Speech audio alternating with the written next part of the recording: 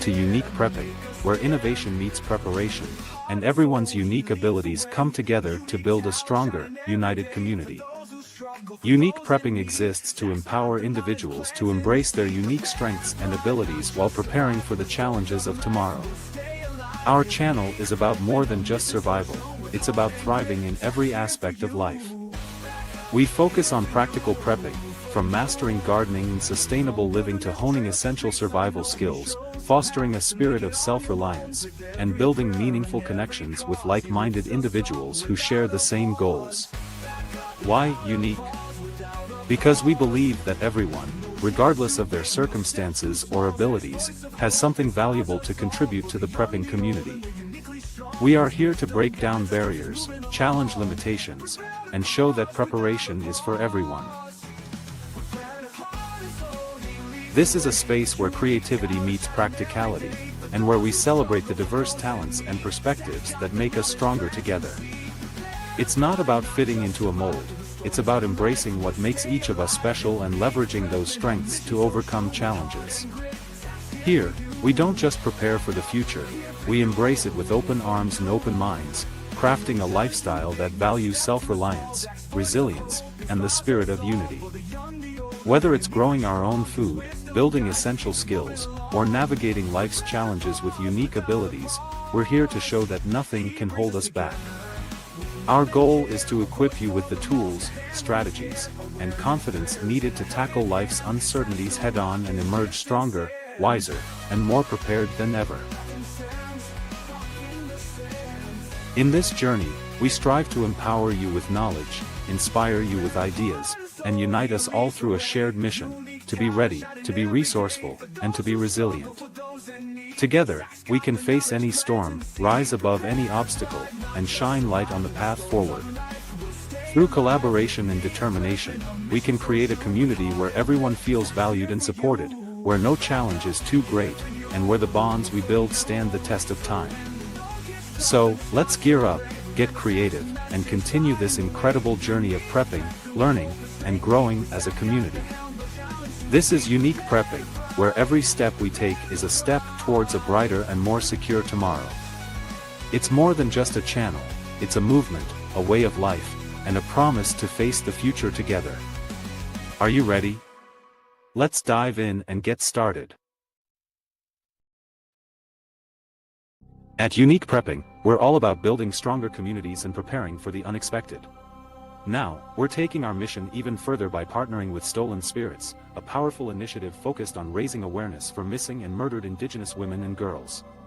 Together, we're blending preparedness with advocacy, shining a light on the issues that matter most. Join us as we unite for a cause, inspire change, and build a future where every voice is heard and every life is valued. Unique Prepping and Stolen Spirits, stronger together.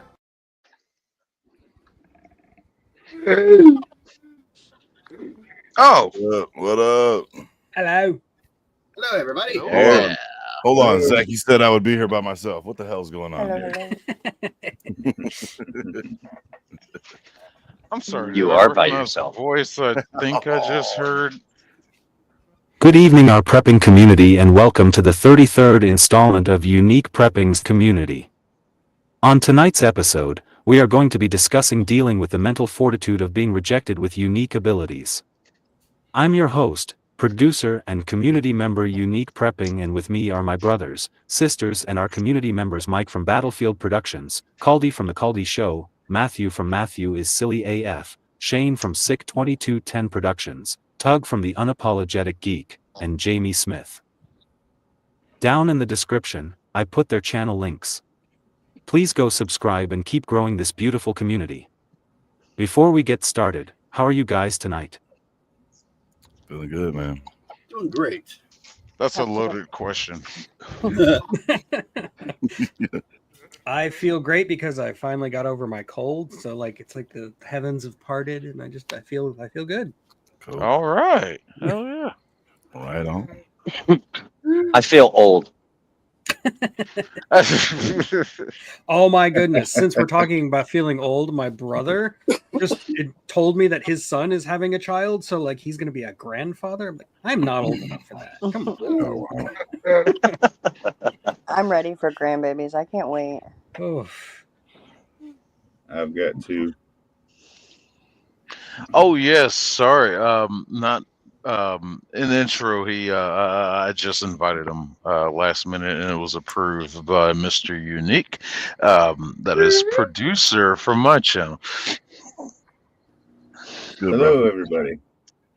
hello. Welcome in, producer. How are you, Zach? That's good, and I'm doing good too. Thank you for joining me on a topic that rarely gets talked about.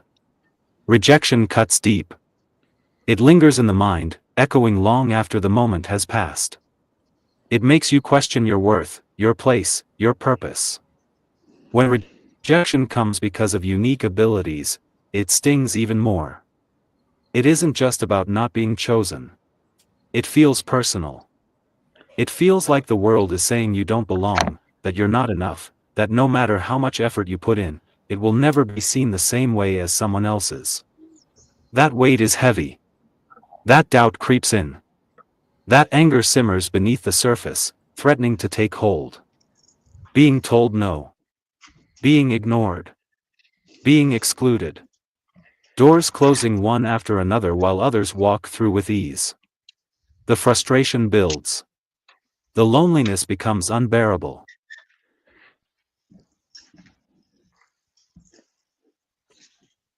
The battle isn't just with the outside world. It's within.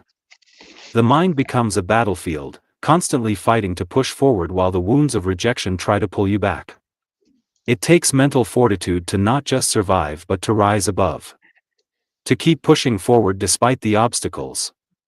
To refuse to let rejection define who you are. Resilience doesn't come easy. It takes effort to silence the doubts. To look in the mirror and see strength instead of failure. To believe in your worth even when others don't. To stand tall even when the world tries to knock you down. Every setback becomes a lesson. Every closed door becomes fuel. Every rejection becomes a stepping stone towards something greater. This conversation is for those who have felt that sting. For those who know what it's like to be looked at differently. For those who have had to prove themselves over and over again.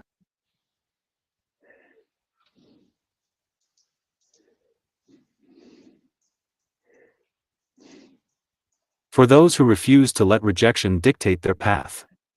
Together, we break through the barriers. Together, we push forward. Together, we prove that no rejection can stop what is meant to be. Please like, subscribe, comment, and share. If you'd like to donate or send prepping items to support the channel, let one of my mods know, and we will drop the link to the specific need.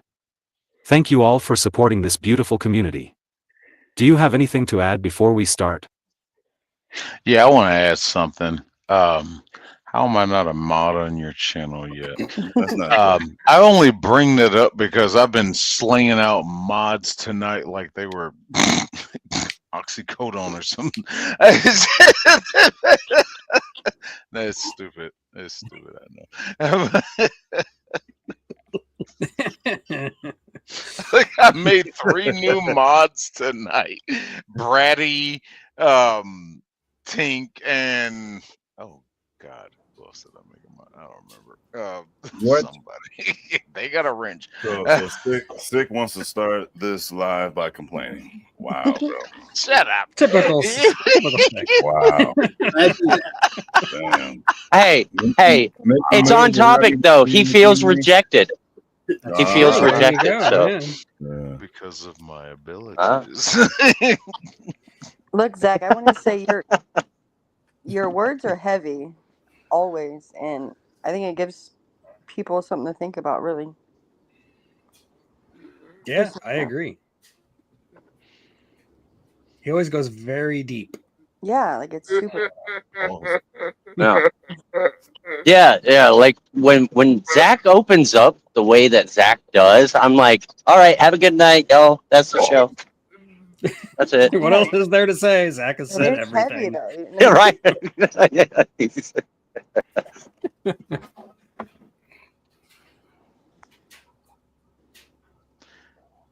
Wait a minute.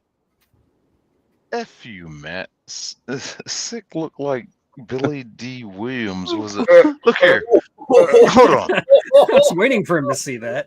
Hold on. Hold on. Hold on. Hold on. Hold on. Oh, he laughed at it already. Damn. We about to put a Star Wars. Nope. It's a Billy D. Williams I bobblehead yeah, holding I a figured Colt you got one. 45. Yeah. Oh, Colt yeah. 45. Colt Yeah, 45. It's the only beer you should Yes, drink. Yeah, It's very I can't tell them apart, honestly.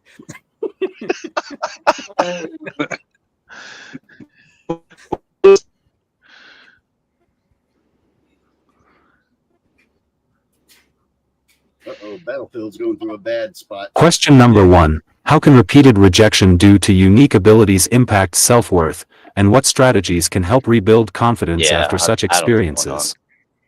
Let me do this first one. It'll have you thinking you're not equal. You're not enough. And with that, I guess a strong supporting cast, I guess, would definitely be something that'll help that. But I mean, as far as you know, going out in public and not being accepted is got to be tough. And I've seen that with my son a lot. He likes to go up and talk to people and sometimes just give out random hugs, and you know, it's not accepted by certain people, and I get that. I can't be mad at them for that. If you have no experience, then you know. But you know, Marley's got me though, so he's never gonna really feel that rejection for the most part. So Yeah. I get that. and Zach, you're ugly, bro. I forgot to tell you that.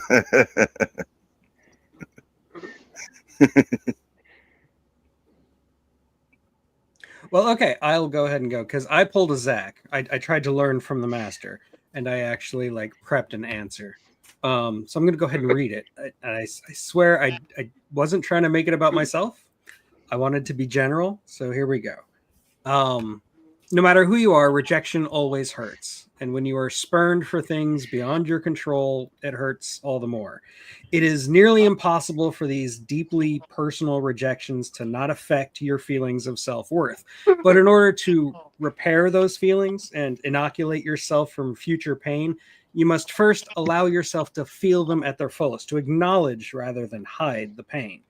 Self-reflection will then follow. And it's important to realize that when people judge you for what you are rather than who you are, they aren't rejecting you. They're rejecting something outside of you, be it your unique abilities or any of the other superficial qualities that they are choosing to define you with, even though you should know deep down that these qualities have never and will never define you. It's inevitable to feel hurt, but it's also possible to understand that who they choose to hurt isn't you. It's a fictional version of you.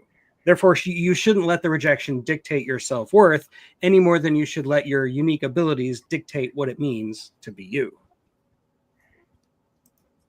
Tug out. Yeah. I just piggyback off of that. Absolutely, what you just said, because you know, the repeated rejection. That's profiling. That's discrimination. That's prejudice. Yes, absolutely. You never know who can do what they can do. As I've talked with Zach about that, him and his abilities.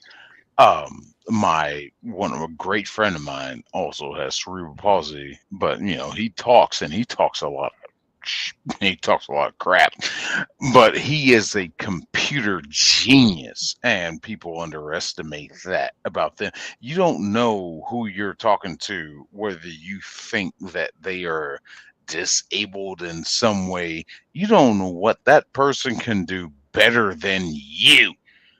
And I'm a computer doofus. I don't know much. I've learned a lot of my computer stuff from my buddy. you have cerebral palsy, and he'll sit there and be like, you stop, just do it right, do it, type it in this way. And it was just like, why are you yelling at me? It was like, because you're a dumbass. And it's fucking, I love him to death. Dear God, I love him. But people underestimate that perception. That is initially what I just said there, the profiling. You're going to just say, oh, they're this, the R word. And you don't realize this person is smarter than you. And what strategies can we help rebuild confidence and experience? Yeah, I think awareness, that's a tough sell. And it has to be like a selling market to get people to realize that, hey, that exact same thing that I just said, you got to realize that this person is probably smarter than you. How about you stop, take a second, and talk to them, interact with them? Interaction. Learn something about who you are talking to and looking at right now, face to face. Learn. I'm out. I would say that rejection is your friend. As much as rejection hurts, it is going to help you in the long run. If you're instantly just loved by the first person or whatever, it may not be the best fit and things like that. Mm-hmm. And yeah, that's kind of where I feel on that. I think everybody needs to go through rough rejection to really grow, if you know what I mean. No, I do totally. It's not as poetic as Zach would say it, but yeah, it's one of those things Right. where I think if you're just everything you do, you succeed at, something's up. Like rejection is a very good thing. As much as I gotta piggyback off of Caldy, because you know the saying, what doesn't kill you makes you stronger, and rejection hurts a lot, even for somebody that has abilities. It's got to hurt worse for somebody that has unique abilities, but it doesn't kill you, but it makes you go, hey, I'm gonna show you that I could do it just as good and maybe even better than you can. And so it gives you that fortitude to rise up above it. And, you know, everybody faces rejection. And what you do afterwards is the defining moment and builds your character. And that's it. Yeah, agreed. Zach, I think a lot of it was already said, and it goes to easier said than done. But someone else's opinion of you is none of your business. You know what I mean? But when it gets to you, I think, like he said, you just have to prove them wrong. You have a lot of people to prove wrong. Show them that they're wrong. I agree. Nothing. Someone else's opinion of you is none of your business, but they do sometimes try to shame you or put you down and make it, make their business known to you. The rejection, the repeated rejection, that can affect different people different ways. Some people make stronger, thicker skin. Other people, it gets in their head and brings them down. I think the best remedy is a true friend, a real good friend that has your back at all times. And that's about that. Yeah, and I just wanted to reiterate, like, when people reject you, their perception of you is not, it's not your fault that they perceive you in a certain way. Like, what they perceive you as is what they're rejecting, not who you actually are. That's it.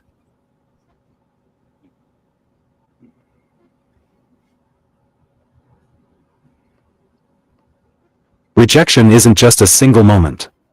It isn't just being told no. It's a wound that cuts deep, one that lingers in the heart and mind long after the words have been spoken. When rejection comes from the people who are supposed to love you unconditionally, it shatters something inside that never fully heals. It creates a void that no amount of apologies or time can ever truly fill. Growing up, I had two mothers. Two women who should have nurtured me, protected me, loved me. But instead, I was just a piece in their lives, a prop to make their world better, not a son to be cherished. I was something to be shown off when it was convenient, then cast aside when the cameras were off, when no one was watching. I was never the priority, never truly wanted for who I was, only for what I could do for them, for how I could fit into their picture-perfect lives. Yes, I'm grateful my birth mother gave me life. Without her, I wouldn't be here. I wouldn't have this voice, this fight, this purpose. But giving birth and being a mother are two different things. I needed her love, her guidance, her support, and I didn't get it. Then my stepmother came into my life, adopting me, which I thought would be the moment I finally felt wanted, finally felt loved. I convinced myself that this was it, that I finally had the family I longed for. But what followed were 16 years of pain, of rejection, of realizing that love wasn't part of the equation. It was control. It was conditional acceptance. It was more wounds, more loneliness, more nights questioning why I was even here. That darkness consumed me to the point where I didn't want to exist anymore. Twice, I tried to leave this world. Twice, I thought it would be better if I just disappeared, if I just let go because I didn't feel loved, didn't feel like I mattered. When the people who are supposed to love you the most treat you like an afterthought, it makes you wonder if anyone ever will.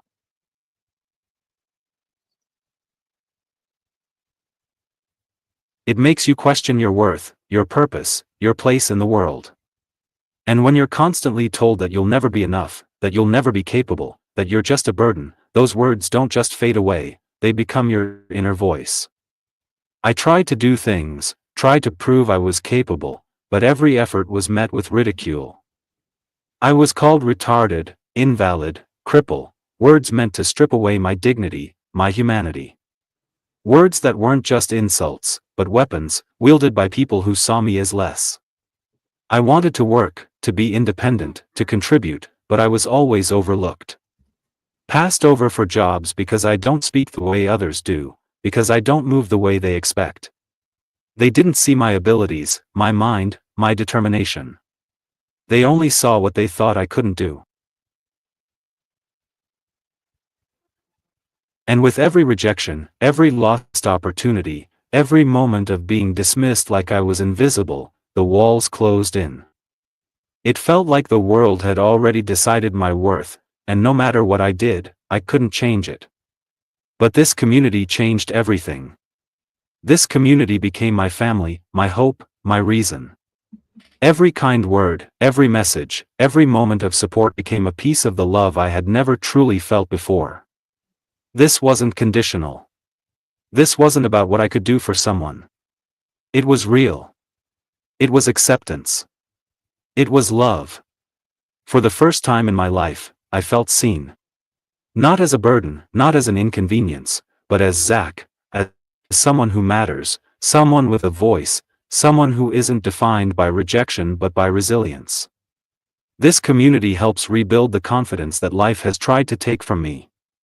It reminds me that my worth isn't decided by those who couldn't see it.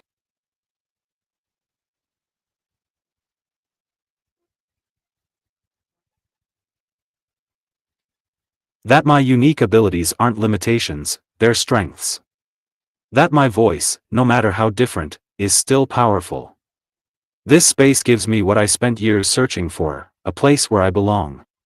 A place where love isn't something I have to beg for, where I'm not just a prop in someone else's life, but a person who is valued, respected, and uplifted. Rejection may have shaped my past, but it does not define my future. And this community gives me the strength to keep going. UP out. Okay, straight up, the world is a better place with you in it. Okay, Well we said, definitely sir. Well we said. see you. We know you. We see you as who you are, and yeah, you're here for a reason. And I think I've told you this several times, Zach. I just see you as another dude now. Just another dude that pops up. I pop up on panels. I text you and stuff like. Just another dude. Zach, you pull out the heartstrings for real though, bud. That was I feel deeply like I gotta personal. It say was something way heavier than I was crazy. expecting. Yeah, I feel like I should say something off the chain to lighten the mood a little bit. You're a good You're man, a- Zach. You've been my Zach. You've been my brother for 4 years, man. Don't make me fucking cry, dude. But I did I notice see. I'm the I only see. female on panel. I see Zach as a long-winded SOB that tries to make it all about him and wants to tug at heartstrings. Why would make you laugh? All right, I'm hip to your game. I love He sees what you're putting down. I love you. What are we supposed to say after that, Zach? You said it. And you said it so well. Yeah. He's the one dude in all these panels that you just can't overestimate. Right. Mhm. And Zach, you've overcome a lot of obstacles that they said you never would. Like, that's amazing. So you're here for a reason, and don't ever think any different. And you're getting love from everybody in the comments too. It's not just us. There's like that. There's like that one whole principle. Actually, I think we're gonna get to that in one of the next questions. I'll save that for then. Zach,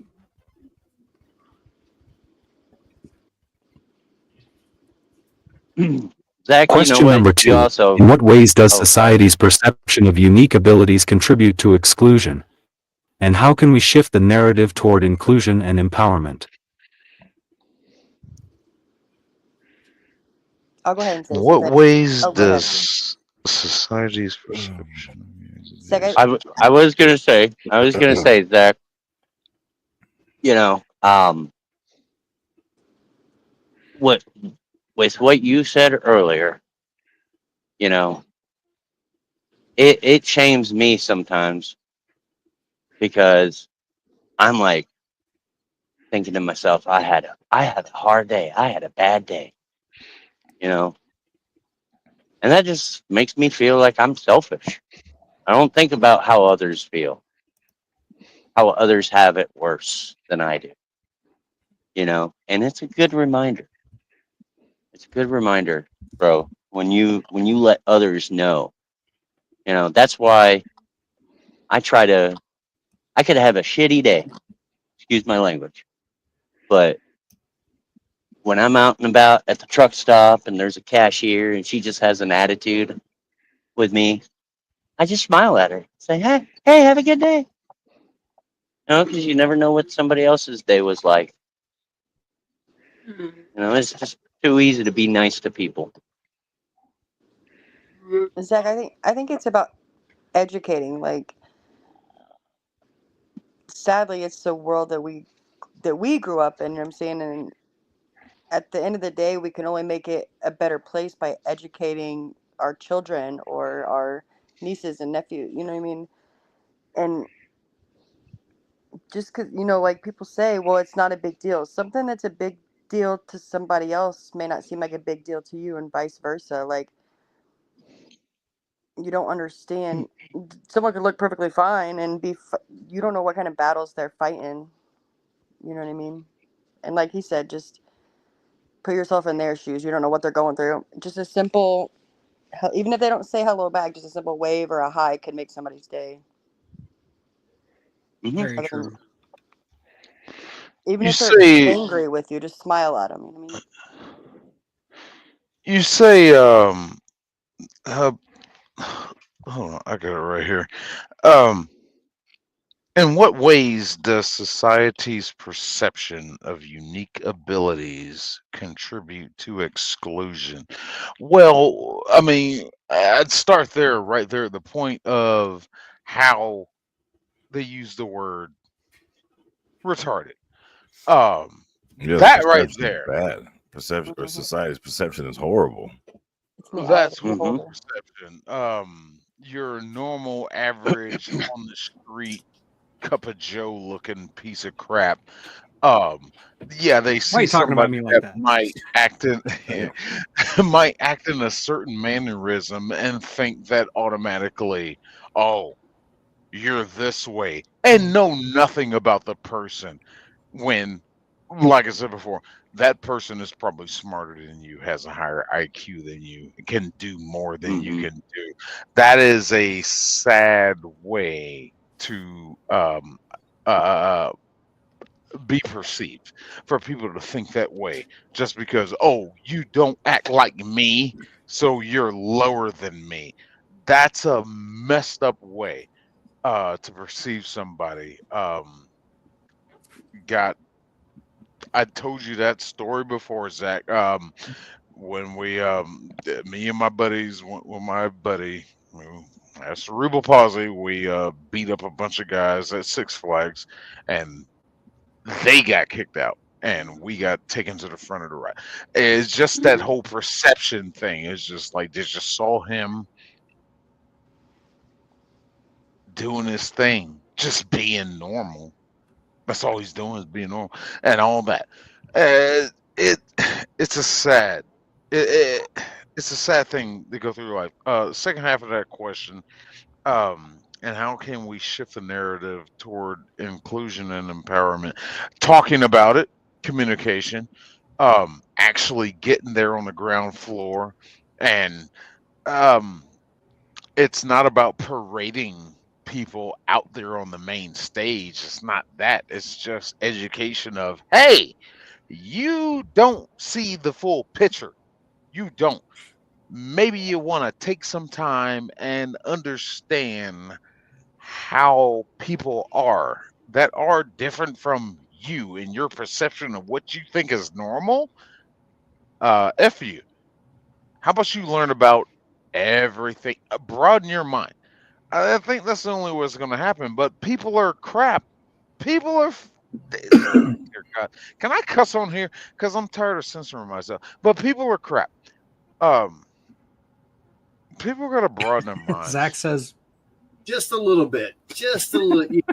Just a little bit. "Be careful when you give Don't- Shane a little bit." You know, Don't go ham. Don't go ham. So I'm going to go ahead and yield my time because there's so much stuff I want to say, but okay, Zach, I'm let going me to just say my say- piece, but it's Let me just it's say one more thing super Okay. quick. Go ahead. No, it's just quick. It also goes, it's not just with unique abilities, it's with race and gender, you know what I mean? It's all Age. prejudice. Yeah. Oh, yeah. Stereotypes. I was just trying to. No, go you're on absolutely with right, and that. that's what I think Shane was trying to get at. Yeah, it's all just Mhm. judging people by what they look like and coming to snap decisions about Right. them. Yeah, People are scared of different. absolutely. So I'm going to say my piece, and I'm going to be repeating a lot of what's already been said. So, but again, I wrote it down. Anyone who falls outside of the norm is too often treated as an other by society at large. While there are plenty of people in society who are compassionate and genuine, it is all too easy for the general public to treat accommodation and inclusion as a chore instead of a human obligation or even a blessing. After all, though some may seem more normal than others, nobody at the end of the day is actually normal. We are all flawed. We're all full of sin, but society should always be there to lift us up. And people with unique abilities should be treated with no less dignity than anyone else. They shouldn't be condescended to or ignored. And it isn't a burden to ask them what they need to feel included and valuable, to feel like they belong as part of the tribe. The only real requirement is that we listen to all voices. And when we start to treat all voices as equal to our attention, we empower everyone and finally achieve that goal of lifting even those who are very different from ourselves. Tug Yes. out. Yes, absolutely. What a cupid. That comment you just highlighted, cutie-fied. They feel uncomfortable. Yeah, yeah. I think normal's boring. Just saying. Yeah, normal is boring, and I've often told my own son, you can be anything you want in this world, but don't try to be normal. Right. I tell my kids, don't hate someone because they sin differently than you. Yeah. And as far as the societal norms or whatever, we have gotten so much better, much better. My uncle was wheelchair bound, and he was in a place in Memphis that they moved into when he was like, I do believe, 8 years old, and he died there at the age of like 50 something. And it was a place called the Memphis Home for the Incurables. And that's what used to go on. And it's like, I can't imagine that going on today. Like, that breaks my heart to think like how much we were robbed, how much I was robbed of knowing my uncle. Because I barely knew my Uncle Billy. I barely knew the man because we only saw him a couple of days a year. Even that label, uncurable. It's Uncurables. Like, yeah, it's trash. It sounds Harry Potterish. It sounds Harry Potterish. It does. Yeah.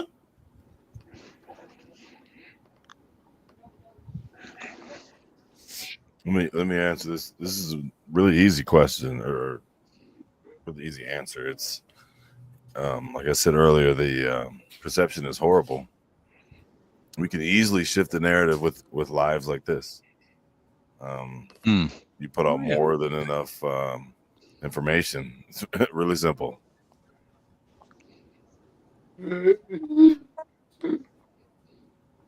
No, you're not wrong. Like what we're doing here is actually helping. Yeah. And Zach, I also think that people with unique abilities, like they want to be treated normal. They don't want to be treated less than, but they also don't want to be treated more than, or like babies or coddled. You know what I mean? Like they just want to be treated like you're treated, or just if you're treating everybody like crap, then include me. Or if everybody's up here, then put me up here. They don't want to be, you know what I mean? They don't want to be put on the spot or held on a pedestal, or you know what I'm saying? It's just as bad when you see somebody and the first thing you do, you walk up to them and you're like, hey, how are you doing? Like, no, they don't. They can hear you. You know what I mean? That drives me nuts, too. Yeah. They think just because you look different, like, here, let me talk slower to you. Or let me, just in general.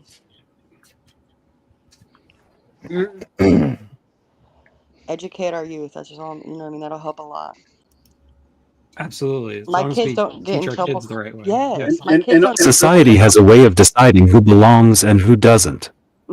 It creates this unspoken standard of what is considered normal, and anything outside of that is met with resistance, judgment, or outright exclusion.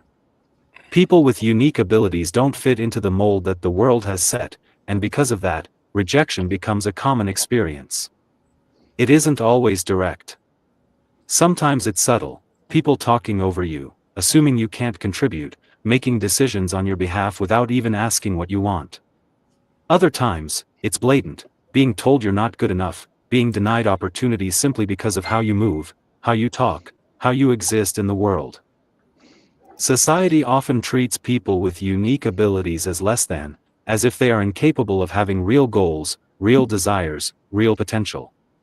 And when that message is reinforced over and over again, it doesn't just affect how others see us, it starts to affect how we see ourselves.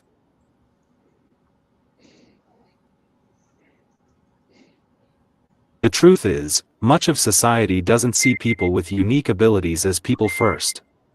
They see the condition, the difference, the things they don't understand. And instead of trying to learn, trying to listen, trying to include, they push away. They make assumptions. They put up barriers, not realizing that we have been fighting barriers our whole lives. A job interview isn't just a job interview, it's proving that we're worth the same opportunity as someone else. A conversation isn't just a conversation, it's a battle against every person who has ever assumed we can't communicate effectively. A simple interaction in a store, at a restaurant, in any public setting isn't just about being there, it's about whether we are treated with dignity or dismissed like we don't belong. Society's perception makes every single step harder than it should be.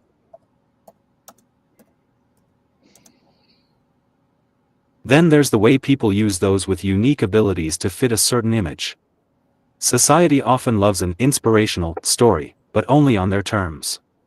They want to hear about people with unique abilities overcoming struggles, but only in a way that makes others feel good about themselves.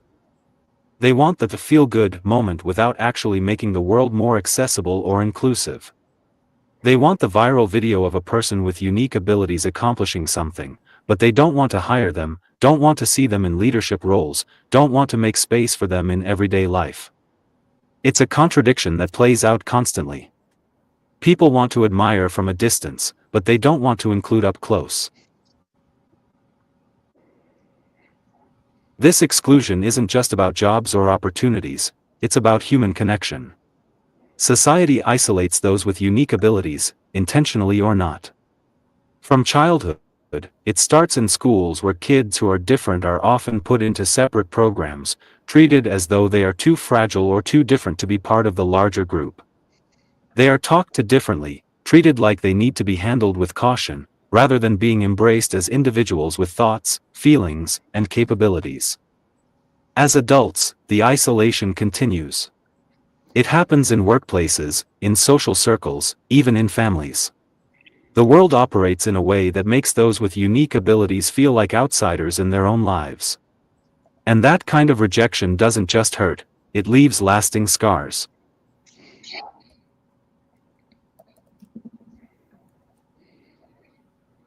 Shifting the narrative means breaking down these barriers. It means seeing people with unique abilities as whole, not as a project, not as a symbol, not as an inspiration for someone else's benefit, but as individuals who deserve the same opportunities, respect, and dignity as anyone else. It means giving space, not out of pity, but because inclusion should be the norm, not the exception. It means listening to voices that have been ignored for too long, recognizing that rejection isn't just an inconvenience, it's a deep, painful experience that shapes lives. The world has to stop deciding who is worthy based on superficial standards. Talent, intelligence, kindness, resilience, these are not dictated by how someone speaks, moves, or processes information. These are human qualities, present in all people. And the more society chooses to overlook those with unique abilities, the more it loses out on perspectives, innovations, and contributions that could change the world.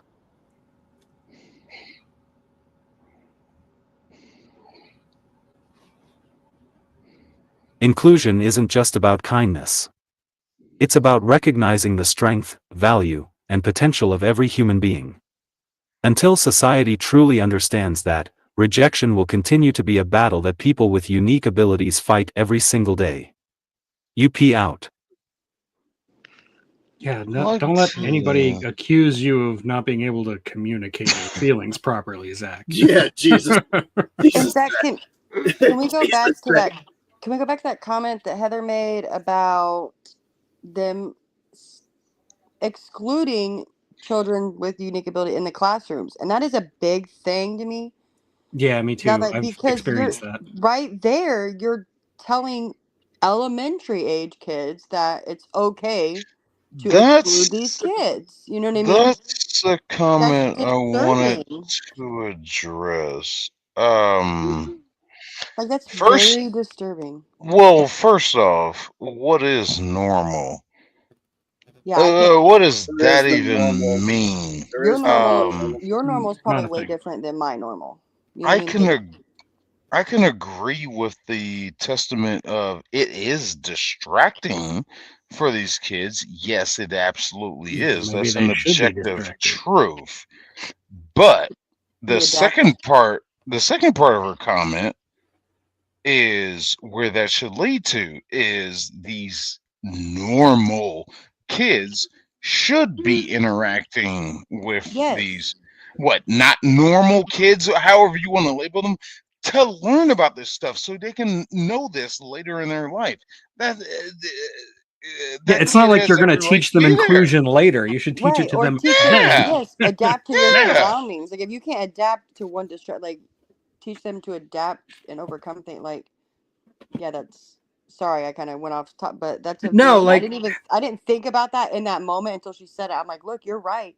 Even kids with ADHD that are over hyper, they're like, oh well, we're gonna put them in this class, and now they're just stuck in this one room. You know what I mean? Just any slight difference, they want to ship them out of the classroom so that they don't have to, or you got to medicate, or just fight. You know, just yeah, what doesn't fit the normal. when my son was in preschool, and my son has special needs. I've talked about it as much as I want to. Like, I don't really want to give too many details, but Right. when he was in preschool, the teacher didn't know what to do with him, and so he basically spent the entirety of preschool sitting in the corner on an iPad while the rest of the class was doing their own thing, and that was intolerable. That I could not accept that, and we immediately pulled him out of that school and found a better place for him. And where he is now is fantastic. Yeah, but They see, again, treat him. you had to make changes. I had for to do that. society to yeah. I mean, that's bogus. I agree. I shouldn't have had to, but it is what it is.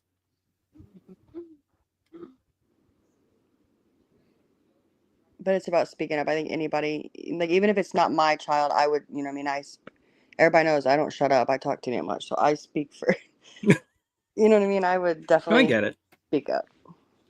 Yes, blue butterfly. Yeah, exactly. Who sets the standard? Oh yeah, I mean Society it's is disgusting. crap. Society can't even get its Society's crap. own cognitive, how do you say, agree on anything. There's never been a point in time in history to where everybody agreed on one thing. Mm-mm. Everybody's Even normal. with It's different. 9/11. Oh, this was a bad act. But you had a percentage that's like, it's just a fight. What? No, society has never agreed on one thing. Sorry, I just stopped myself because I there's will too many rant. outlets telling everybody to do different things. So Mm-hmm. Yeah. Like you're no longer allowed to think for yourself. I truly believe that, like, I have hope for society. Question number 3. Everybody's getting better. Yeah. Like, I have hope. Anyway, go ahead, Zach. Sorry, buddy. What role does mental resilience play in overcoming rejection, and how can individuals strengthen their mindset to view rejection as a stepping stone rather than a setback? Could you ask a longer question? Setbacks are temporary. Setbacks are temporary. They are temporary. I wrote a song called "Temporary Setback." They're temporary. All setbacks are temporary. They are temporary. They hurt like hell, but you get over it. You move on to the next thing, and it usually winds up that the thing that you wanted wasn't meant for you, and it's better that you didn't get that thing. So a lot of that, and that's mine. Like I think. Sorry, Sick. Oh, okay, that's an easy one. I'm just gonna say the hard thing about that is determination. It's hard to tell somebody it's gonna be okay if they constantly think that it's not gonna be okay.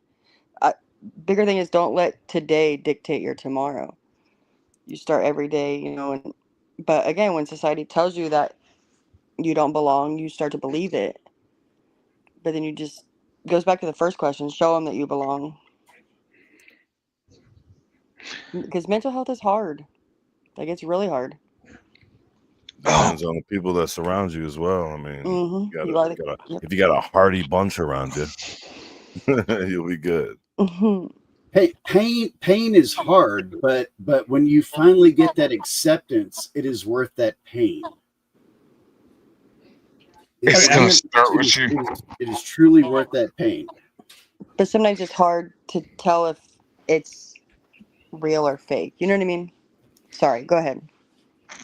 No, I mean, I agree. And as someone who's faced a ton of rejection in my life, I know that. So I'm going to say my piece. There is no armor that can truly protect you from rejection. No magical way of thinking that will make a person free of the sting. It's important not to build walls out of bitterness or resentment, but rather to keep ourselves open and honest, especially when it hurts. Physical pain is the body's way of telling you what needs attention, and mental pain can sometimes work the same way, forcing us to look inward and see what we can fix. Pain tells us we are still alive, still learning, and even though it would be easy to dismiss all rejection, we should try to learn from every instance of it. In life, everybody makes mistakes, everybody gets treated unfairly, everyone experiences loss, and everyone faces rejection. Again, we shouldn't let the rejection define us. We should let it teach us, even if the lessons are sometimes hard to find or hard to take. Yeah. Yeah, that's it. I got. Everybody's got to learn sometime. Yeah. Everybody's got to learn. What role does I got what you're picking up. The corgis. Yeah, let's go. Or Beck, whichever one. what role does mental resilience play in overcoming rejection? Look, that I think I gotta get away from the special unique abilities thing with that one. That kind of bleeds into relationships. You get with somebody and whatever they reject you, you either gonna suck it up during that breakup, or what else are you gonna do? Suck it up, act like a little biatch. Take it, but take that and understand and realize, that one wasn't the one. I can do better, and I'm gonna go ahead and move on. And what's the second part of that question? How can individuals strengthen their mindset to view rejection as a stepping stone rather than a setback? Move on. Understand that you can do better. I might be getting a little personal with this one, but I'm trying to inadvertently do it because of my last relationship. But let's move on. That one wasn't the one. F that one. To hell with that piece of. Dear God, there's so many profanities I want to say right now. This is so hard right now. But yeah, Most of us have had somebody like that in our lives. Yeah. I think if you keep the right mindset, rejection can make you stronger. I really do. As much as I've had to deal with, I've definitely gotten stronger in my eyes. Made better decisions. You learn. Yeah, you live and you learn. You come across that same situation maybe, and you was like, "Ooh, this feels familiar. Let me choose this path instead, because I know where that path goes." And I think you can get better. Yeah, I'm up. Zach, But yeah, it's still really hard. Like, oh yeah, yeah, it's all true, but it's really hard. I think everybody, everything we go through is it's either a blessing or a lesson. You know what I mean? Yeah, It's And both. you can let it define you, or you can define. I mean, you got to pick and choose your battles sometimes. everybody's got to learn something. Hi, I'm back. Sorry about that. Damn you, Caldy. Meow, meow, meow, meow, meow. And look, I also Okay. wanted to say that, Zach, I don't have unique, any children with unique, but from the outside looking in, I feel like it's the same, if not worse, for the parent and the family of a child, because they go through, as they're supposed to anyway, go through the same emotions. Like when you're feeling it, they feel it. You know what I mean? And they just want to take all that away and shelter you from that. And I mean, sometimes it's impossible. So the stress of a parent trying to shield you from all the negative and the hate and the bitterness, and also to let you see the light and to show you the bright side of it. It's hard. I like I said, I can't imagine, but at the same time, it's got to be difficult. That's the job. Anyway, sorry. But would they change it? No. Right? No, I mean, Of course not. yeah, No. parents are sadly every child doesn't have that, but Yeah, like Zach was talking about. Sometimes. yeah, exactly, and that's why I was saying they're Mhm. supposed to. You would think they should, if not, then let somebody else do it if you're not willing to, Right. But like what Zach was talking about, parents suck for a lot of people. A lot of people. That's and more not people than we realize. that's not unique just to Zach. That's a lot of people. Oh, that yeah. Parents suck. It's more the rule than the exception, it seems. Yeah. And then they get Mhm. selfish, and instead of letting someone else do what they chose not to do, they just want to manipulate and to I can't understand. hear I that, can't but- imagine, but you know what I mean? Jesus, that's terrible. Well, I just want to I want to point out like Zach's mental resilience talking about this, right? Just imagine what would Zach have been like if he did have two loving mothers. Would Zach be the same person, or would Zach Nope. be different? I still think it would be Zach. No. It's an impossible That's a good thing to. hypothetical. Yeah. It's Yeah. an impossible hypothetical, but you would have to say no, he'd be a completely different person because it'd be a completely different situation. But I think Right. it made it. You think, Zach, maybe you love a little bit harder and care a little bit harder because you didn't have that? You know what I mean? You just I think so. Yeah. made you more compassionate and understanding and Mhm. relatable, because think so. sadly a lot of people can relate to that, and it's a Mhm. hard pill to swallow, but especially in What do 2025 it happens a lot. what do sadly. we mean by Zach having two loving mothers? Is that like a lesbian couple that No, adopted? No. His biological mother pretty much rejected him and mistreated him. Right. And I know. Oh, sorry, you're trying to be How'd funny. you go there, Shane? Cheap, Then I was in horrible joke. once, I'm I was in a sorry. I serious apologize. moment. Admonished. Sorry. Boo! Get off the stage! Oh, I know what Shane was thinking when I asked that question. He was thinking lesbian couple. If Right. Zach was raised by a lesbian couple, His eyeballs got real big. You'd have bigger potatoes in this harvest. No, his lizard brain just heard two mothers, and he's like, lesbians. Wait, what was it? What were you talking about? Shane, shame on you, Shane. I think he would be more. Sorry, obsessed with the alcohol Tuesday. started talking. But Imagine I that. haven't cussed yet. Give me that. That's true. You've been very restrained. Yeah, so far. Zach's got something. Rejection doesn't always come in the form of words. Sometimes, it's in the way people look at you, the way they pull away, the way their actions tell you exactly how little they see you as a person. From an early age, I learned that people could be cruel without ever saying a single thing. I was just 2 years old when the world decided that I was different in a way that made me less than human to some people. A child, innocent, unaware, just wanting to play. But even at that age, I was already being seen as something to avoid rather than someone to know.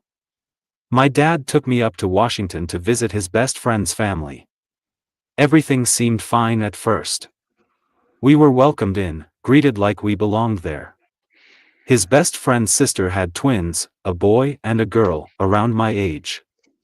Like any other kid, my dad put me down so I could interact with them, and for a brief moment, it seemed like it would be normal. But then, just as quickly, it wasn't. His sister scooped up her kids, pulled them away from me, as if just by being near them, I was putting them in danger. She looked at me like I was something that needed to be kept at a distance, something unsafe, something contagious. How do you explain that to a 2-year-old? How do you make sense of the fact that before you're even old enough to understand rejection, it's already shaping your world? My dad was livid, rightfully so. He saw what happened, he knew exactly what it meant. And in that moment, I'm sure he felt the same rage and heartbreak that I've felt countless times since.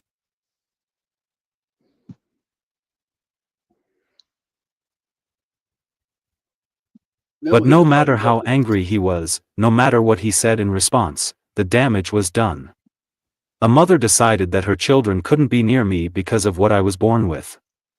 She didn't care who I was, didn't care about my personality, didn't care that I was just a child who wanted to play. All she saw was different, and to her, different meant dangerous. That moment didn't just disappear as I grew up. It became a part of me, another piece of proof that the world doesn't always want people like me in it. And that was just the beginning. As I got older, the rejection became more direct, more vicious. Kids can be cruel, but adults? Adults should know better, yet so many of them don't. They see someone who walks differently, talks differently, and instead of seeing a person, they see a punchline. Zach, I need your opinion I've on that. lost count of how many times I've been called retarded, crippled, invalid. These words weren't just thrown around casually, they were aimed at me with intention, meant to remind me that no matter what I did, no matter how hard I tried, the world would always see me as less than. People laughed at the way I talked, as if my words were a joke rather than a voice that deserved to be heard. They made assumptions about what I could or couldn't do without ever bothering to ask. They dismissed my potential before I even had a chance to prove them wrong. And then there were the jobs, the places where I should have been given an opportunity, where my skills and my determination should have mattered more than anything else. But instead, my ability to communicate, normally, became more important than my actual qualifications. I've been overlooked, dismissed, rejected, not because I wasn't capable, but because I wasn't convenient.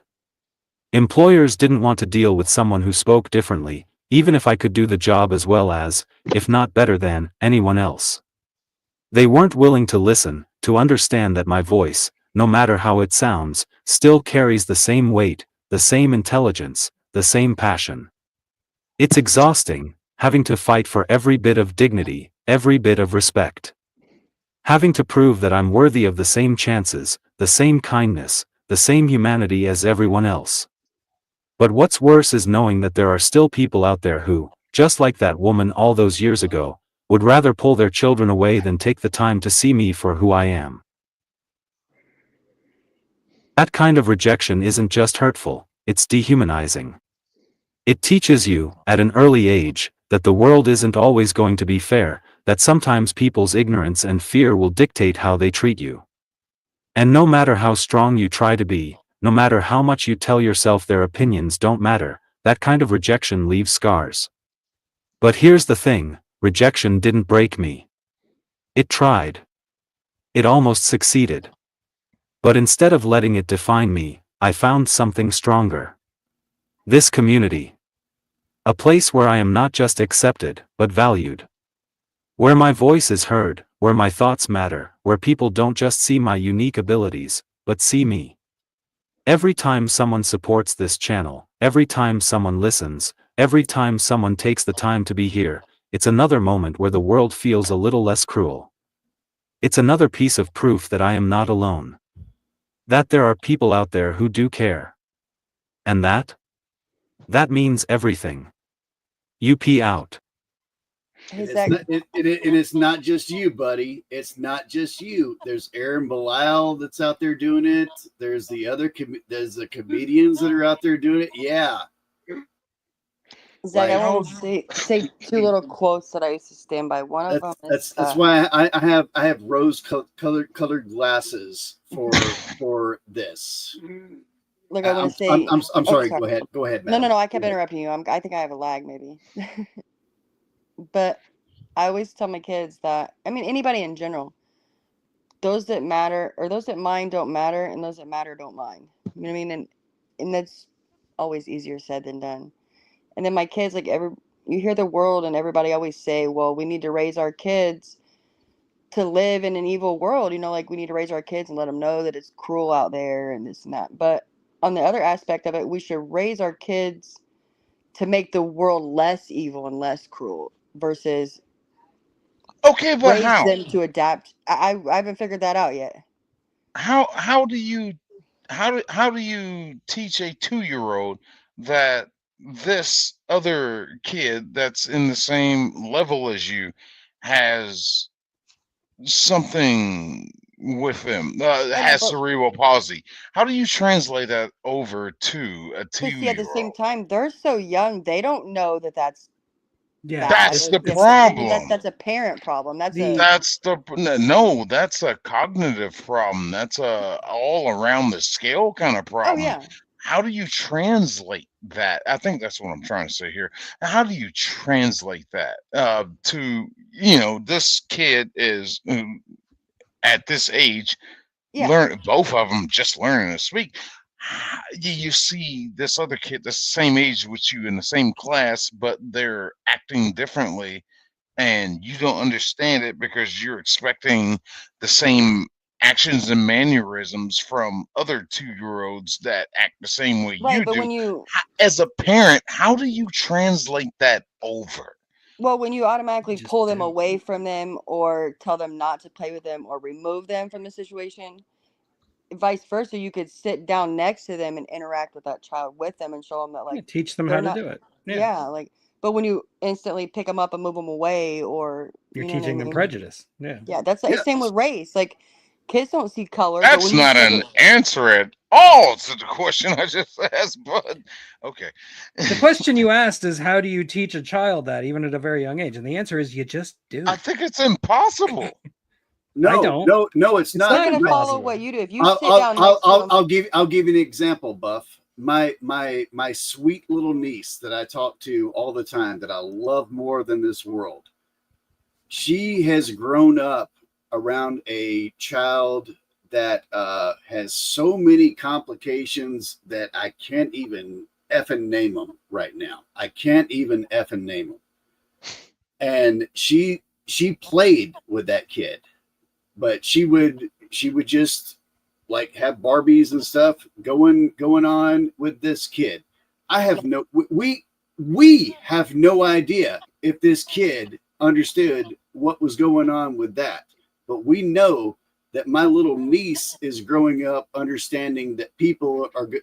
Like she's going to be a much better person than I was in high school. Much better person than I was in high school because I was a cruel son of a bitch. This, absolutely And this. see, I think Yeah, that might be yeah. where the solution is. If they're starting off at 2 years old, this community, if whatever you want to call normal kids and That's unique ability kids, they need to stay in the same school. Let these kids grow up together. Exactly. And that way yeah. it normalizes oh yeah, for because the once you point out that they're normal yeah, kids. That's the only way they're going to learn. You're not yeah, going to 'cause tell. You You're not have going to to be when able you to sit there reinforce with that your we're all the same. 2-year-old. We're not. yes, like Yeah, exactly, yeah. like yeah. Zach, If you treat them like they're different, you went to high school and middle school and stuff like that, right? Correct? Okay. I graduated in 96. I was trying to remember earlier when I was thinking about unique abilities. I was like, I can't remember anyone in my class that was in a wheelchair. I can't remember a single person. I don't think they were there. I don't think they were there. So things are getting better slowly, but things are getting better. And also, when I use the R word, it's usually aimed at people like Buff. You know, it's never an insult to someone. It's never a deep cut to anyone. It's I have nothing else to say other than this word. That still makes me a horrible person, but It just makes you Gen X, man. It's all it yeah, does. exactly. Yeah, but sick, I'm an edgy boy. Yeah. sick, I think it goes back to what you were saying. Once society and the world that you grow up in tells you that they're different, then you're automatically going to think they're different. So keep them in the classroom and coexisting every day would definitely help a lot. Yeah, something didn't necessarily believe until I had a kid of my own and I saw it with my own eyes is that prejudice really is taught a lot more than is inherent. Like kids for the most part already come default, like factory settings is everybody is equal to me. Like you have to actually over time develop prejudice and ego through reinforcement on the outside world from nurture, not nature. And I think as long as you fight tooth and nail not to teach prejudice to your child, you've done most of the work. You haven't done all of the work, but you've done most of the work. And as long as you have an environment that is inclusive, that you are exposed to every type of person that you can in your own community, I think the child will grow up to be a more wholesome and inclusive person. Yes. And that, like I said, that's something I'm not necessarily, I probably wouldn't have believed it if you told me that before I had a kid of my own. So, but see, you can only teach them so much before society taints their thoughts. yeah, society's going to do its damnedest to teach your child to be as prejudiced as possible.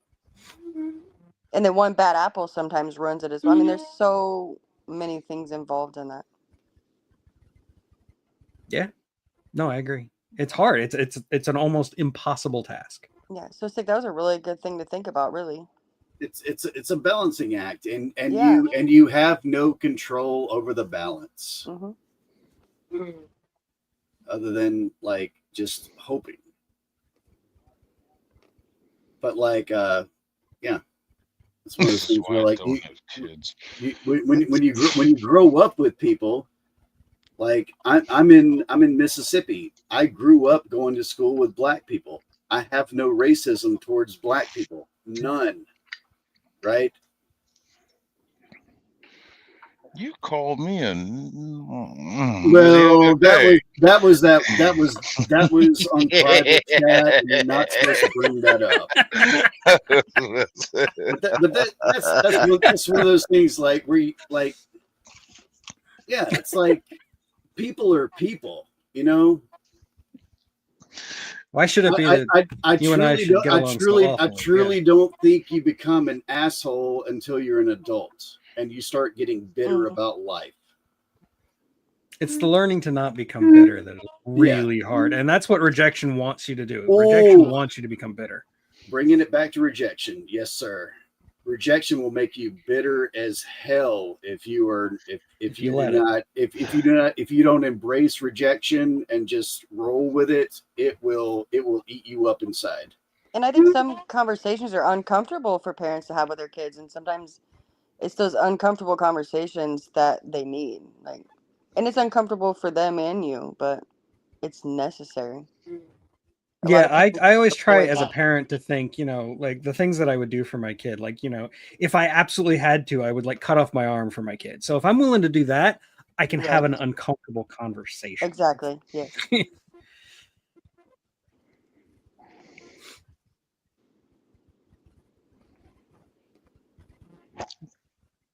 I'll be right back. I'm going to feed my cat. Question number 4. How can a strong community or support system help mitigate the emotional toll of rejection? And what can be done to foster a more accepting environment? Larger magazines on either, I don't know. That was just when you sent me the questions. That was my first thought. I was just like, "Yep, the larger magazines." Never change, man. Never change. Outreach.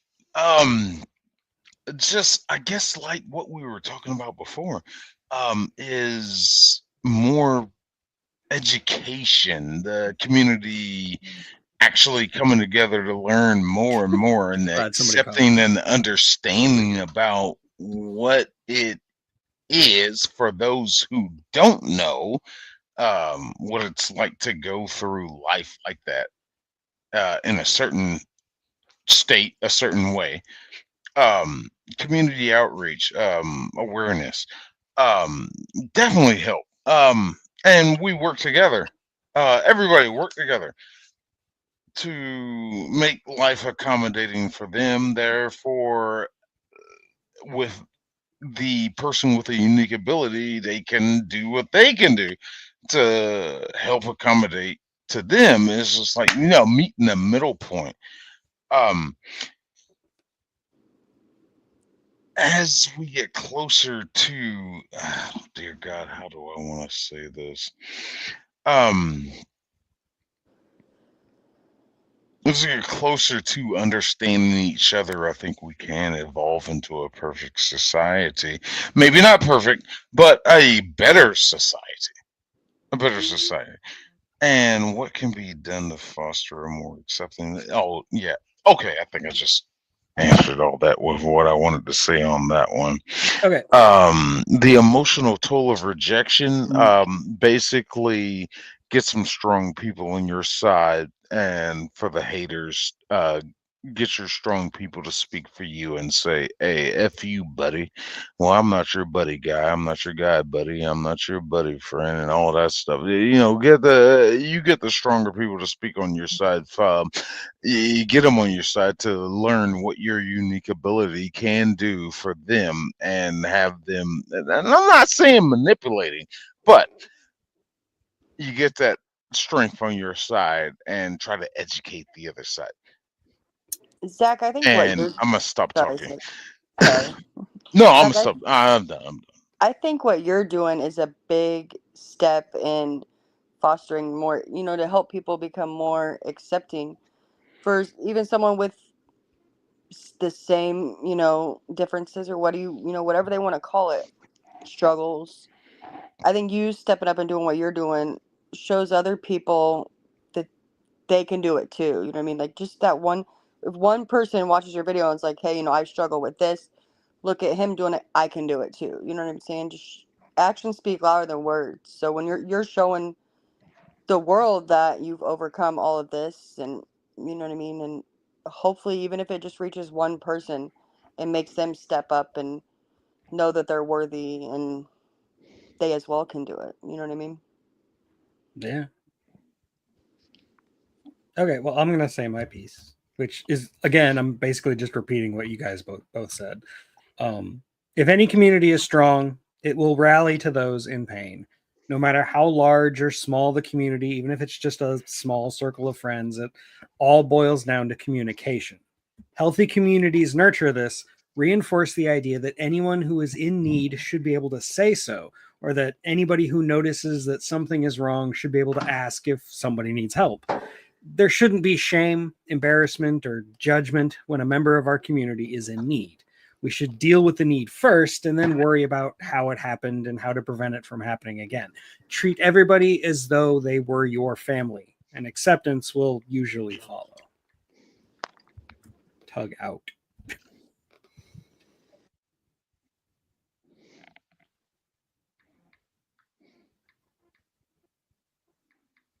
The unique prepping community is more than just a collection of people who watch videos, comment, and interact.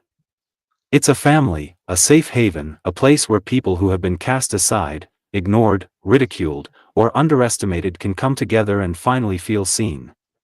It's a space that welcomes not just preppers, but people from all walks of life, people who have felt the sting of rejection, who have been told they weren't good enough, who have struggled to find their place in a world that often doesn't make room for those who don't fit the mold. This community was built on resilience, on the understanding that strength isn't just about physical capability or societal status. True strength is mental, emotional, and spiritual. True strength is surviving when the world tells you that you won't. It's pushing forward when every door has been slammed in your face. It's continuing to fight, learn, and grow even when the odds are stacked against you. That's what the unique prepping community represents in a world where people are often divided, where mainstream prepping circles focus solely on gear, tactics, and stockpiles. This community takes a different approach. Prepping isn't just about survival, it's about connection, about community, about helping each other prepare for the future in a way that includes everyone, not just the strongest, the fastest, or the wealthiest. It's about making sure that those who have been overlooked, those who have been counted out, still have a chance to stand strong. Because prepping isn't just about food and supplies, it's about mental fortitude, emotional endurance, and the ability to hold on to hope even when everything else seems lost.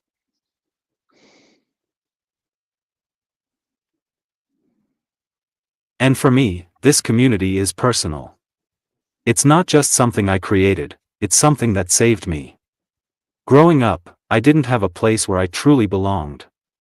I was rejected, overlooked in schools, mocked by strangers, passed over for jobs. At every turn, the world tried to tell me I was less than, that I wasn't worthy, that I was a burden, that I didn't belong. And for a long time, I believed them. I let that rejection eat away at me. I let it push me into darkness, into moments where I didn't even want to exist anymore. Because when you spend your entire life being treated like you don't matter, you start to believe it. But then something changed. I found my voice.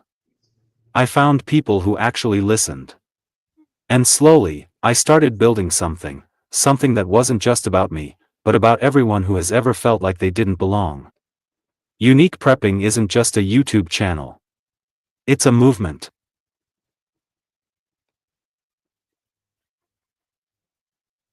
It's a place where people can come together, support each other, and remind one another that they matter.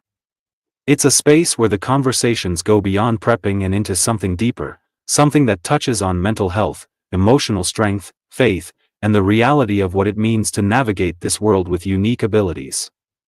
The love, support, and encouragement I've found here is something I never experienced growing up. It's the kind of acceptance I never thought I'd have. And it's proof that no matter what the world says, no matter how many times people try to tear you down, there are still good people out there. People who will lift you up, who will stand by you, who will remind you that your story isn't over. I've seen firsthand how powerful this community is. I've watched people step up to help others when they were struggling, offering advice, kindness, and support without expecting anything in return.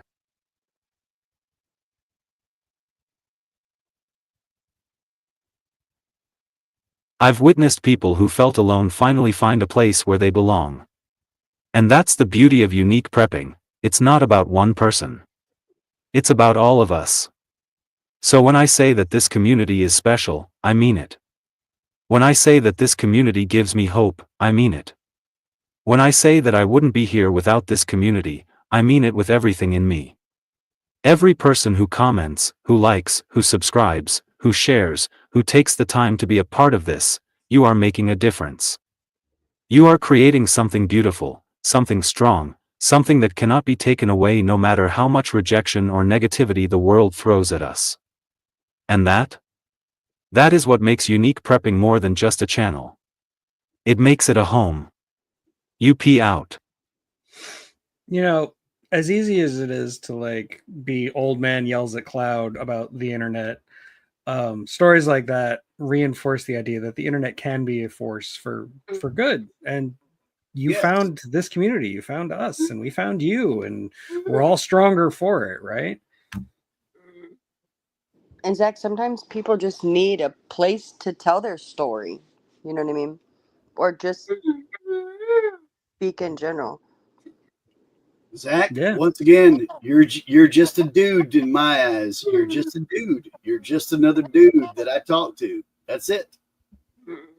I don't ever think like, hey, I've got to do this because Zach can't do that. Nope.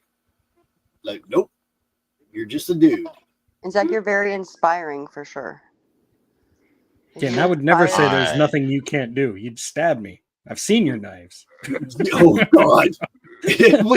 we have seen you try to open a box. It's scary. Yes. It's scary. I blame Mayhem for this. I blame you, Mayhem. Battlefield Productions. Anyway, you got me stuck in here with this guy. This guy. This unique mother effer.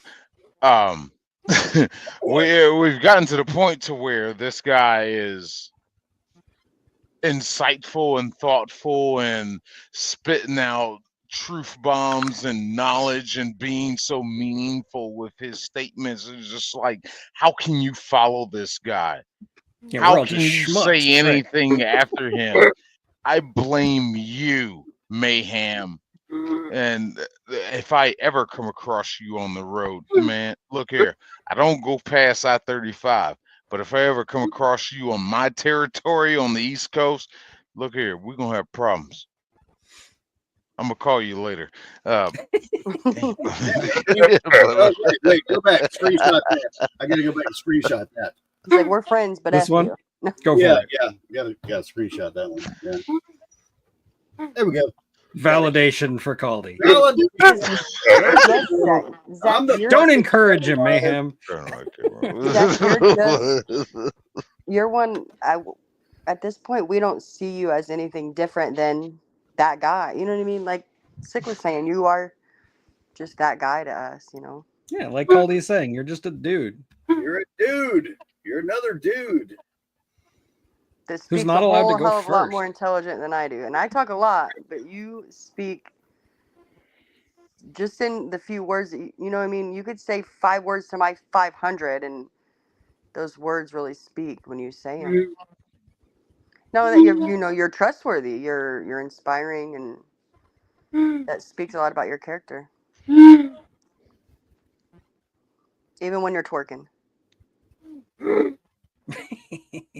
No, go to the one above that. When in doubt, blame.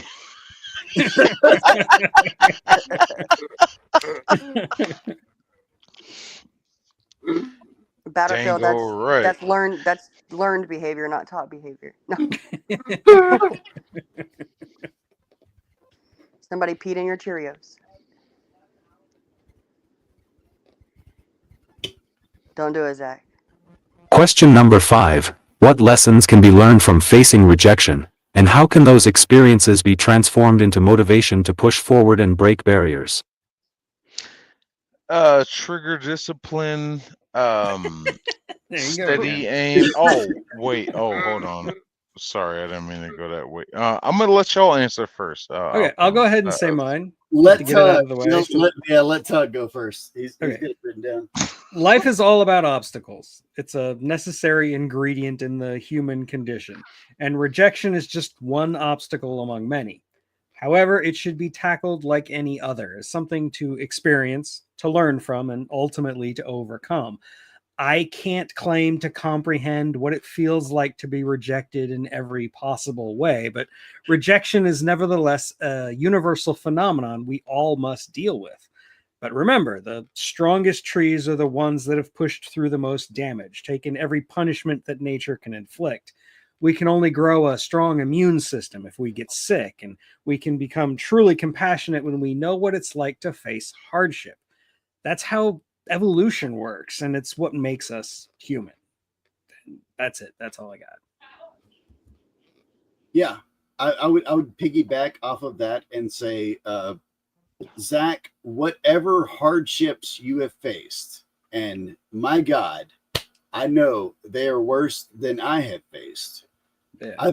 But I will say this: everybody faces something.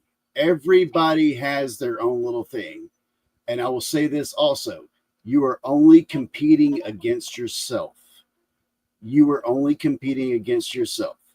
So where I have my problems and my things where I've been rejected vehemently, like especially with music, being told like it's too noisy, it's too loud, we don't want it, stuff like that, and It's too damn loud.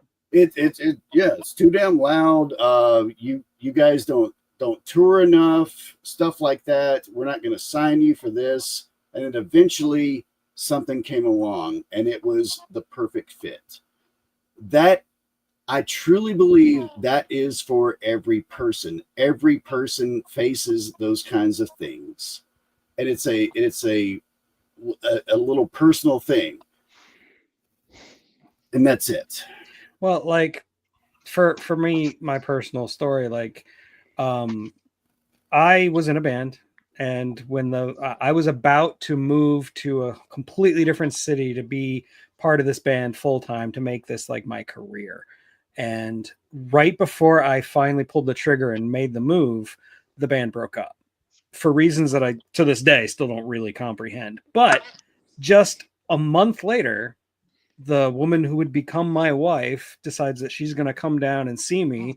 And that's when we decide we're going to get married and move off to Maryland together and have babies and the whole 9 yards. And like, that couldn't have happened if I'd already gotten entwined in this whole band thing. Like, I wouldn't have had that opportunity. So sometimes life will throw some, sorry, I have to say it, life will throw shit at you, and it's going to suck and it's going to hurt. But sometimes there is a reason for it. And sometimes if you let life flow over you, you know, like, Yes. good things will happen. Yeah. You got to roll with it. You got to Yeah. roll with it. Zach, I always say, you've heard me say it 100 times, I am my own worst enemy. I beat me up more than anybody could ever. You know what I mean? When things are thrown at you, it's how you take it. You can't control others' behavior. You can only control how you react to it. And True. it's hard when, like, and you're like, people say the same thing over and over. You want to believe the things that they're saying, but at the same time, hopefully as you get older, you realize, like, I'm not what these people say. And sometimes they just don't like you because you're you. It has nothing to do with anything about it's just because you're you. And adapt and overcome, that's a hard thing to do. But here I'm saying, you know, I mean, I can preach it all day long, but it's hard to live it, or when you're faced with different obstacles. And it's not just abilities, it's you're too tall, you're too short, you're too fat, you're too skinny, or, you know, you're not educated enough, or you're overly qualified. It's just everyday life. No matter what, there's always going to be people that don't like you, and some just because you're you. You know what I mean? Jealousy is disgusting. Jealousy will destroy you. Jealousy. Don't let jealousy rule your life. Do No. not let jealousy rule your life. That's why I was saying, like, you're only competing against yourself. Yes. No, and that only competing against yourself. My completely deepest agree. wounds That are was one of the hardest things for me to self-inflicted, learn. And if you start thinking about, like, oh, this band that I was hanging out, now they're the top band, and why am I not the top band? Right. That's just going to insert lots. How can the Twilight books get published and my book can't? You know, that kind of stuff. Jesus Christ! why was that 200-year-old vampire dating a 17-year-old, and they somehow get away with printing that? Yeah. I don't remember what movie it may be. Where they had the Jamaican bops. Coming to America. Maybe I don't remember what movie it is. But when he says, Cool Runnings. Yeah, it's Cool Runnings. Yes, I'm pride. I'm power. I'm a badass mother. Based on a true story. That's the thing you got to tell yourself every day. Look in the, you are your own worst enemy. So if you tell yourself every day, I am enough. I am a boss. You know what I mean? Yeah, and like if you just go to like personal relationships, like if you're looking for, you know, someone to love and someone who loves you, and you see all these other people who can find it and you seem to not be able to, you get into that like incel thinking. You like, why are they all into these other people who are worse than me and not into me? They must like assholes, you know, like that's how you become an incel. The best thing I've heard about that is, how come those two people living under the bridge have found love and I right. And you should never compare yourself to somebody else. Yeah, just don't do it, because you'll just drive yourself insane. And with the internet, sadly, it has made society think that that's what we should do. Like, they want you, you know, you should look a certain way or act a certain way or eat a certain thing or. Bring that question back up, because sorry, Sick, I got way off topic. Greetings and good night, Danny. I didn't see you. What lessons can be learned from facing rejection? Like I said earlier, trigger discipline. The main lesson you can learn from that is how to deal with it. Yes. Okay. You have to go into life and understand the simple word no. There are so many entitled people out there. Yes. There are so many entitled ones. This is the ones, like the types I like to cover in my soft sit videos, the Karen videos, stuff like that. Blah blah blah blah. These are people that, like, they seem like they've never heard the word no from their parents in their life. All right, and once you're told no, at an early age, it's just like, huh? Yes, you gotta understand you can't do what you want to do. So that's rejection. But to go into the second part of that, and how can those experiences be transformed into motivation to push you forward and break barriers? It pushes you to be a better person, you piece of Let it piece kick of you in the crap. butt. Yeah. Um, that, yes, that kick in the butt. Fuck. Hey, life is not gonna cater to you. You need to understand that society operates in a certain way. And also, by the way, there are laws, rules, regulations, statutes. There are things that are actually in place that you need to abide by. And you might need to realize that this really falls into some soft shit crap here. Wow. Um, you need to understand the world does not revolve around you. You got to Right. understand that no means no, especially in the sense of legality. It means no. I think I'm done. Pop that question back up there right quick. I think I'm done with that. I'm not sure. Um, oh yeah, the motivation. Yeah, to push yourself to be a better person. If these people ever wake up and realize that they're doing the dumb stuff and it's not working for every time they do the dumb damn thing, um, and you realize it's not working for you, it's not working. How come every time I try to, it doesn't work? It doesn't work.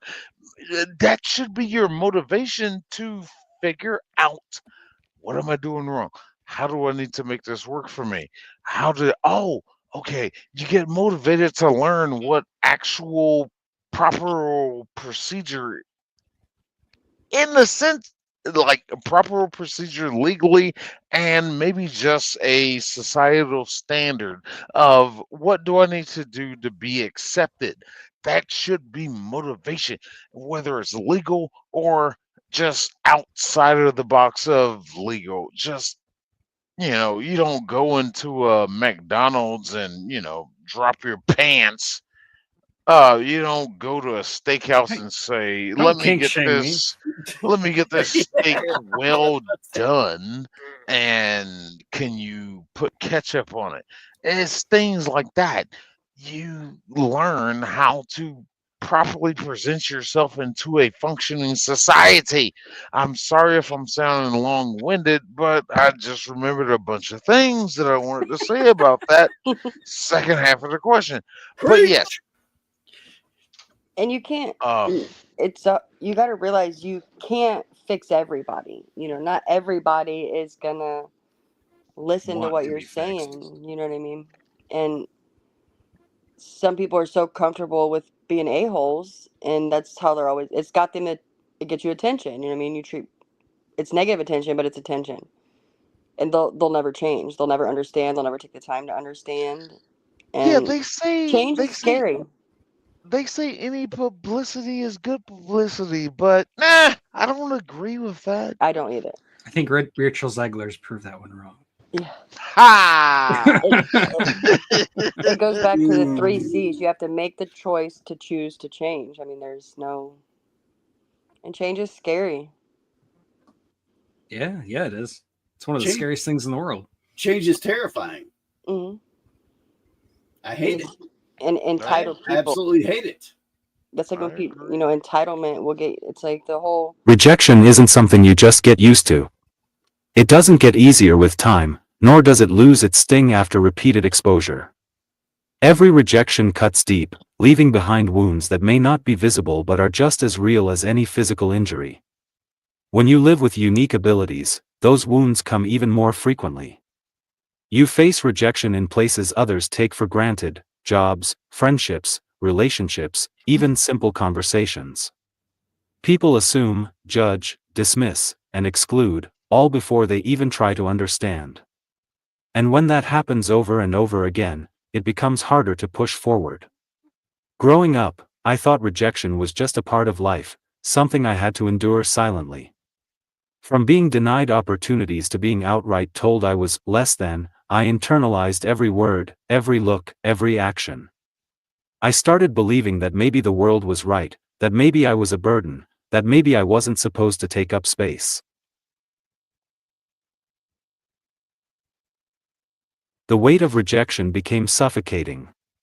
It wasn't just a feeling, it was a constant reminder that no matter how much I tried, no matter how much effort I put in, I would always be seen as different.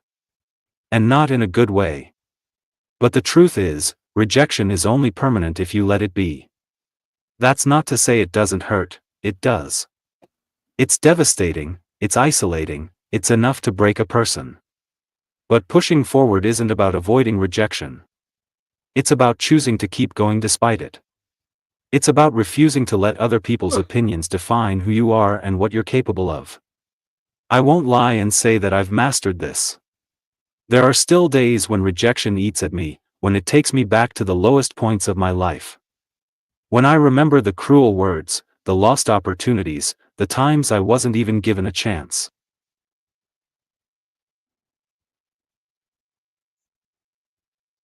But the difference now is that I know I'm not alone. I know that the community we've built is full of people who have felt the same pain, who have walked similar roads, who understand what it means to be pushed aside but refuse to stay down. Pushing forward is a decision. A hard one. A painful one. But it's one that I make every single day. Because I refuse to let the world dictate my worth. I refuse to let the words of those who have never lived my life determine how far I can go. I refuse to let rejection stop me from showing up, from speaking out, from building something greater than myself. And that's what I want others to understand. Rejection is a part of life, but it is not the end of your story. Every rejection, every closed door, every person who has doubted you, none of it can stop you unless you let it. The path forward may not be easy, but it is always there. And sometimes, the only way to see it is to keep moving. UP out. Hey Zach, I was going to say something. It fits. It's off topic, but it fits the narrative of understanding and taking the time to understand things. Well, just a broad example. Everybody knows we have the freedom of speech. Everybody knows, you know what I mean? I have the freedom of speech. But what people fail to realize, if they don't understand, you have the freedom of speech. You can say what you want, but that doesn't mean there aren't consequences to the things that you say. You're allowed to say it, but there's consequences to some things you say. It's all about understanding things in life. You know what I mean? Well, not exactly, no. There is a limit. Like, okay, yes, you do have freedom of speech. Okay. Yes, you do. But like when it comes to you, let's just say I'm gonna use the most extreme example just out of whatever, just being extreme. You can't go to a daycare center and start screaming profanities. Right. Well, you That is can, but not there's consequences protected. to that. Exactly. Yes. But what I'm saying is Yeah. people take the things at face value. Like, oh, I have the freedom of speech. Well, yeah, but you got to think into that. Just you have the freedoms, but that doesn't. You don't have the No, freedom of the consequences. you have freedom of speech, but not freedom of consequences. Right.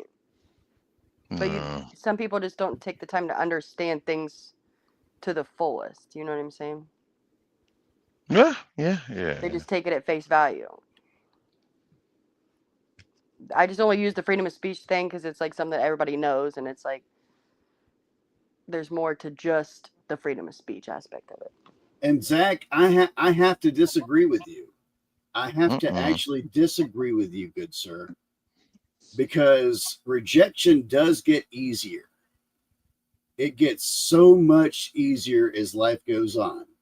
But what you're talking about, like now, some of the things you said were true, like those initial rejections, they stick with you.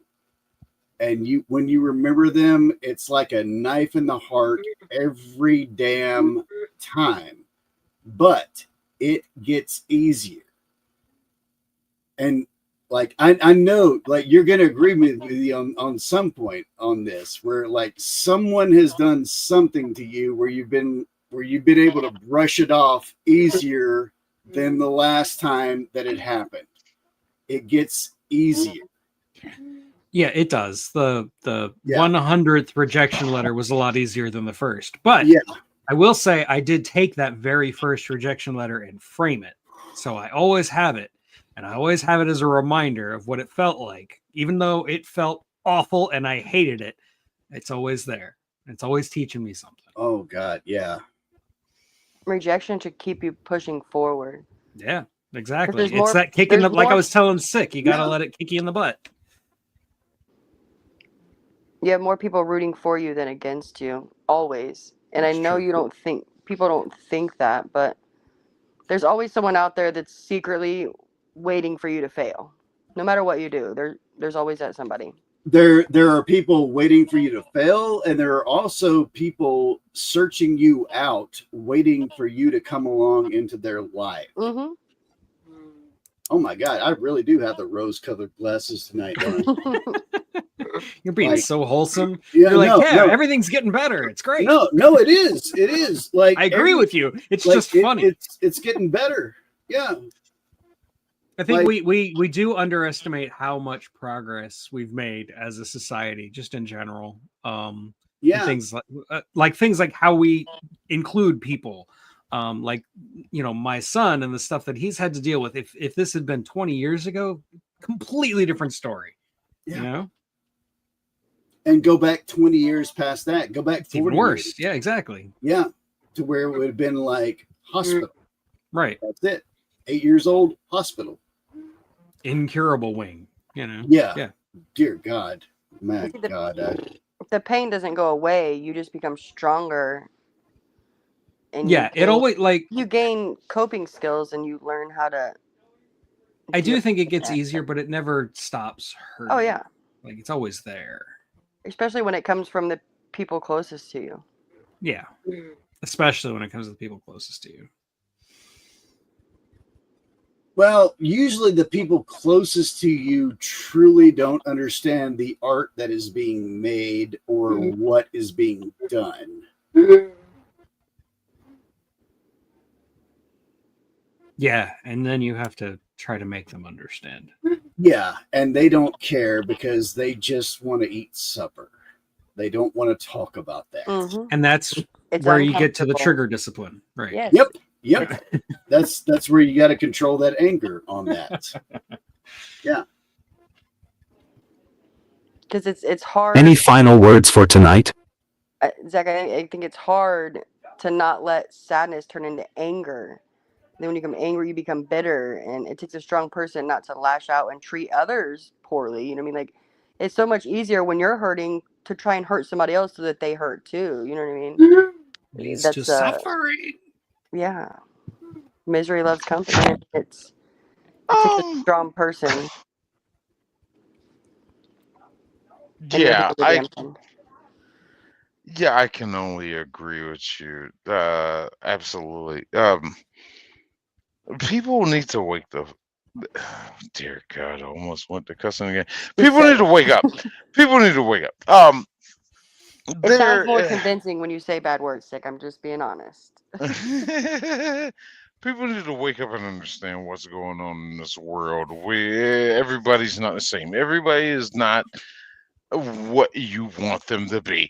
There are real people in this world that do different things, act different ways. You need to understand that there needs to be more education on that. Maybe we'll get somewhere that way. I don't know. I don't see it. Because we got too much division going on in this country right now, as it is being in whatever sense. But people with their uniqueness, I think that should be, yes, addressed more instead of your political party affiliation. To hell with that. Yes. to hell with that. Let's look more at these people. And now, while we're going through this process of Elon Musk and his going through with him and Doge finding out wasted things, okay, what are we really looking for here? What are we really cutting off? What are we really turning off? Oh, this, that. We found this, we found that. Okay, fine, whatever. But what at the same time are we taking care of the people that are legally getting these benefits from the government that some of these programs are trying to not cut off but downsize? Or is equal justice going on here? But with that in mind, together as a people, we definitely need to come together and understand each other. We need to work together and let's make this country run properly. Let's get things going, man. Let's get the business. Long before enough, we're gonna be. Wow, did I really say it that way? Long before enough. What the hell is wrong with me? Either way, long before enough, and I said it again. We're gonna be Antarctica. It's just like I'm like, hi, I'm in Antarctica, but I'm gonna stop on that one. I'm done. I'm done. Okay, I will amend my statement, and I will say that. Yeah, things are getting better in a lot of ways, but politics, maybe not. Yeah. Yeah. I think society, and you get trapped in the black hole of society. Like you see more bad news than good news. They don't ever, you don't never see them broadcast yeah, if it bleeds, good it leads, things that yeah. happen. It's always bad things that happen. You know what I mean? Negative things.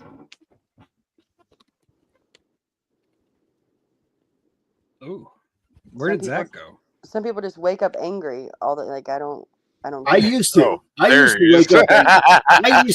Hey, that was me. I used to wake up angry. But didn't it make for a bad day though? Your whole when you wake it made up a terrible day. The whole day when you wake up in a bad mood, that's how your whole day is gonna go. Your whole day. I cannot tell you how much better my day goes when I walk into places and I go like, "Hello, ladies, how are y'all doing today?" And they're like, "What the fuck?" But look at me like, "What? Why is he so happy?"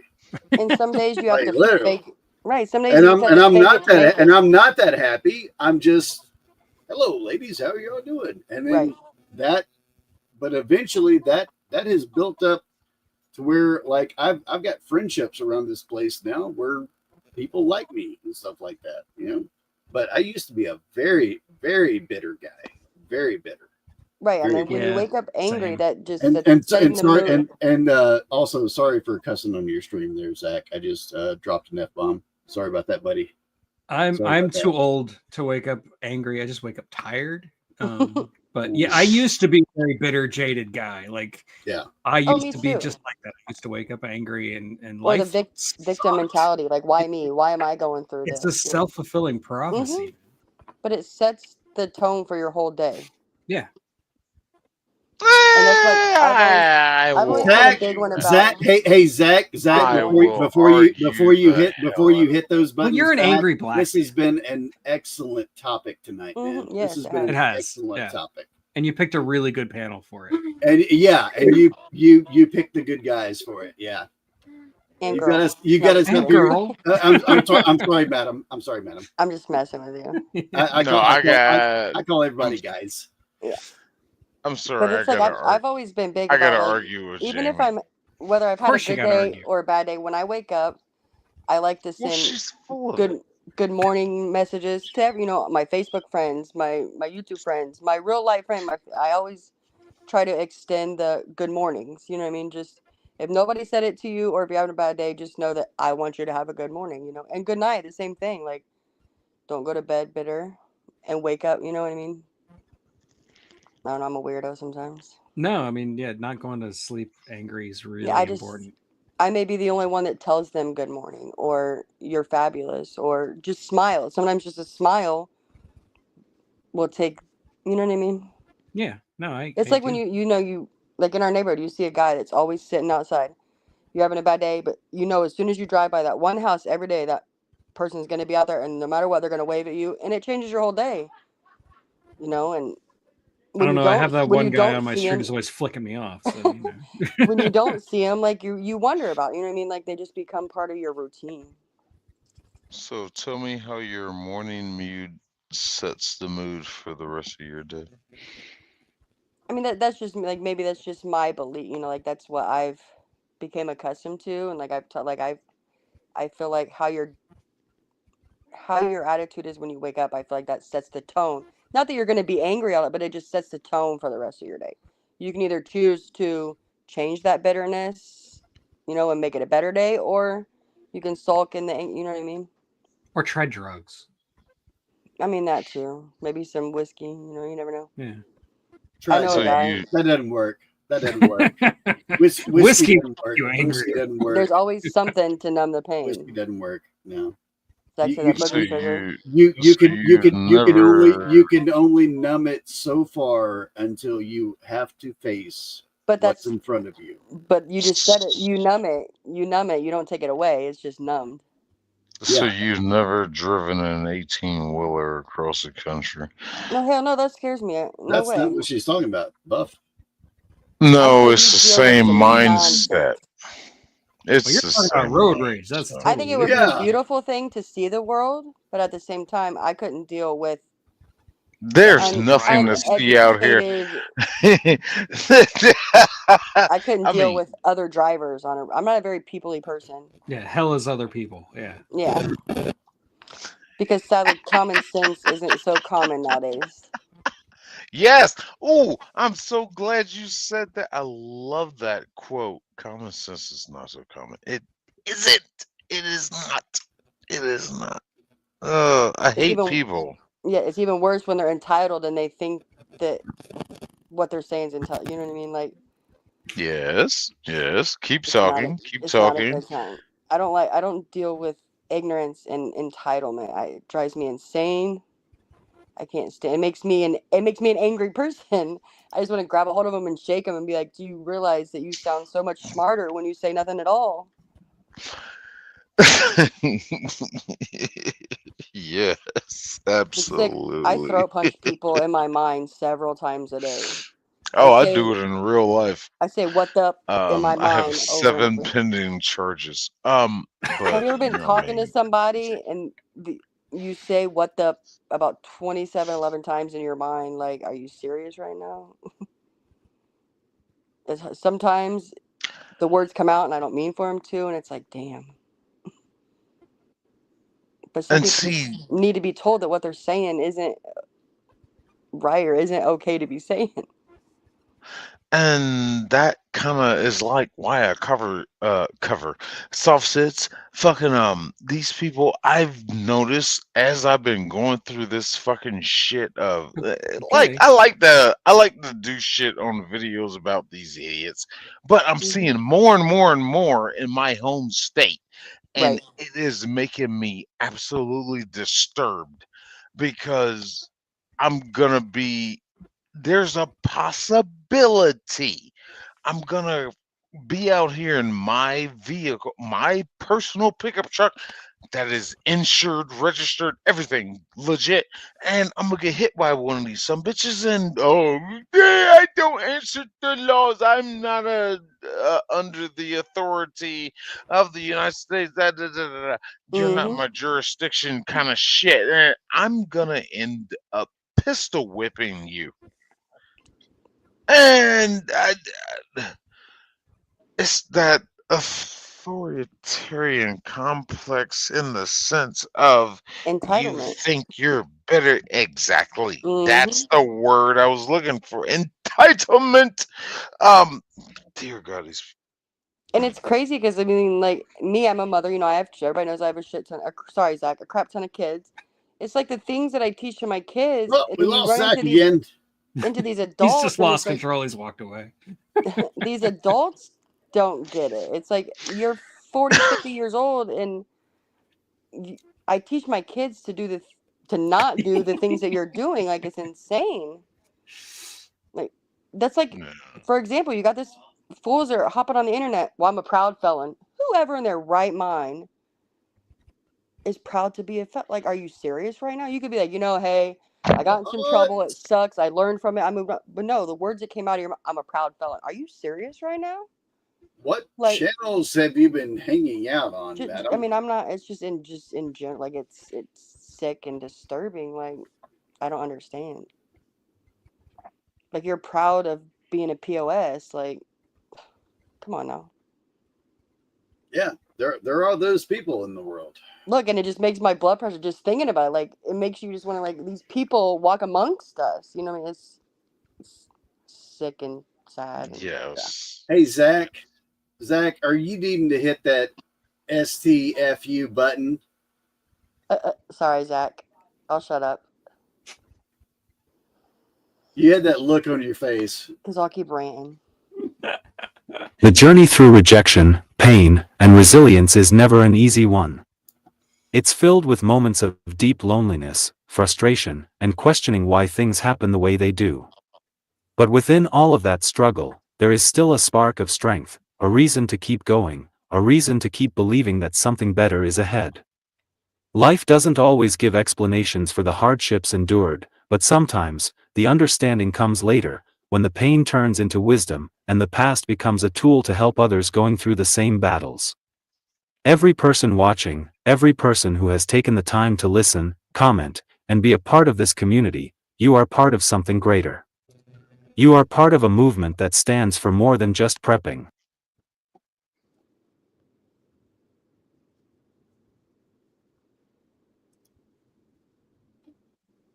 This is a space where people can share their stories without judgment, where they can be heard instead of dismissed. Everyone here carries their own struggles, their own pain, but what makes this community special is that no one has to carry them alone. The strength found here isn't just in survival tactics or stockpiling supplies. True strength is found in unity, in the understanding that the weight of the world doesn't feel as heavy when it's carried together. There is power in knowing that even after being rejected, there is still a place where you are wanted. There is still a place where you belong. The world may turn its back, but that doesn't mean you stop existing. That doesn't mean you stop pushing forward. Being part of this community has given me something I never thought I would have: hope. Hope that no matter how many times the world has tried to tear me down, there will always be people who remind me why I keep going. Hope that every painful experience, every rejection, wasn't for nothing. Hope that by speaking out, by sharing these experiences, someone else out there will realize that they aren't alone in their struggles. Pain doesn't have to define a person. The past doesn't have to be a prison. Every wound, every scar, every moment of being cast aside can be turned into fuel to build something greater. Every time rejection tries to steal away the last bit of confidence, there is a choice: to let it win or to stand up and prove that it won't break you. That choice isn't always easy, but it is always there, waiting to be taken.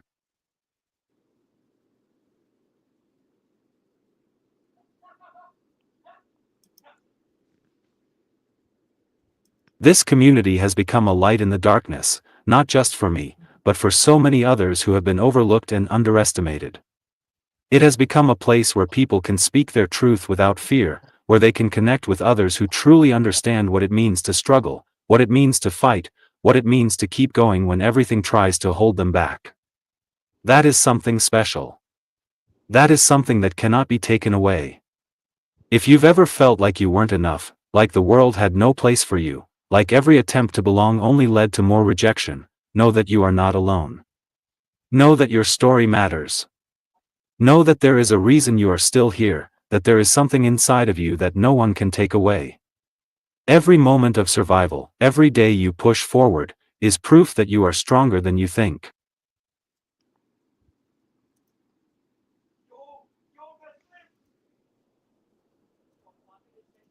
For anything related to unique prepping, visit the LinkTree link in the description. Stay connected, stay involved, and continue being part of something that goes beyond just prepping. It's about purpose, resilience, and community. Please like, subscribe, comment, and share this video so that more people can find the support and encouragement they need. I love you all. Fear thou not, for I am with thee, be not dismayed, for I am thy God, I will strengthen thee, yeah, I will help thee, yeah, I will uphold thee with the right hand of my righteousness. Isaiah 41 verse 10. Stay prepared, stay unique, and God bless.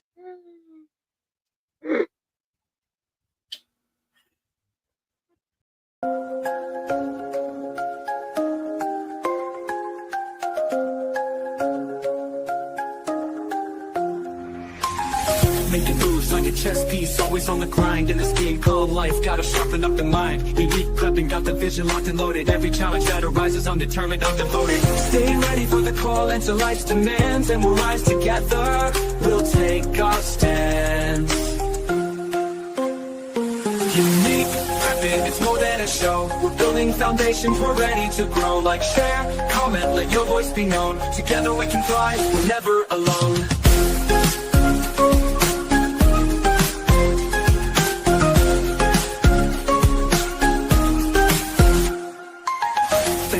Every view, every like, your support is the fire that keeps me hyped. Common depth and insight, share the vision wide. This community's growing and we'll ride this tide. So go ahead and subscribe, don't miss a beat.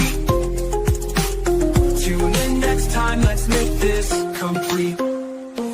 Unique prepping, it's more than a show. We're building foundations, we're ready to grow. Like, share, comment, let your voice be known. Together we can thrive, we're never alone.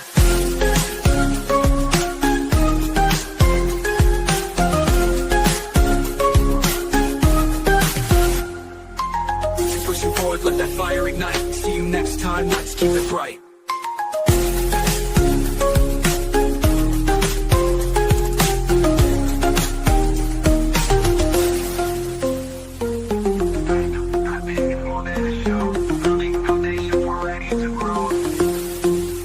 Like, share, comment. Prepping, it's more than a show. We're building foundations, we're ready to grow. Like, share, comment, let your voice be known. Together we can thrive, we're never alone. You pushing forward, let that fire ignite. See you next time, let's make this complete.